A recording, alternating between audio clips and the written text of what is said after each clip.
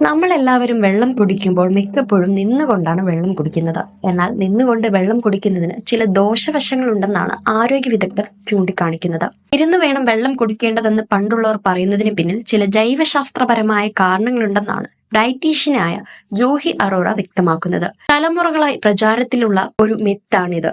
എന്നാൽ ഇതിന് പിന്നിൽ ചില ജൈവശാസ്ത്രപരമായ ചില കാരണങ്ങളുണ്ടെന്ന് ഇൻസ്റ്റഗ്രാമിൽ പങ്കുവച്ച വീഡിയോയിൽ ജൂഹി അറോറ പറയുന്നു. നമ്മൾ വെള്ളം കുടിക്കുമ്പോൾ അത് നേരെ ഒഴുകി ദഹനനാളിയിലൂടെ ആമാശയത്തിലെത്തുന്നു. നിന്നുകൊണ്ട് വെള്ളം കുടിക്കുന്നത് കാൽമുട്ടുകളെ നേരിട്ട് ബാധിക്കുമെന്നതിൽ ശാസ്ത്രീയ തെളിവുകളില്ലെങ്കിലും വെള്ളം വേഗത്തിൽ വയറ്റിലേക്ക് ആഗിരണം ചെയ്യാൻ ഇത് കാരണമാകുന്നു. ഇത് വയറ്റിൽ അസ്വസ്ഥതയോ ദഹനക്കേടോ ഉണ്ടാക്കാൻ സാധ്യതയുണ്ടെന്ന് ജൂഹി പറയുന്നു. നിന്നുകൊണ്ട് വെള്ളം കുടിക്കുമ്പോൾ വെള്ളം ഭക്ഷണനാളിയിലേക്കും പിന്നീട് വയറ്റിലേക്കും വേഗത്തിൽ ഒഴുകി ദഹന പ്രക്രിയയെ തടസ്സപ്പെടുത്തുന്നു.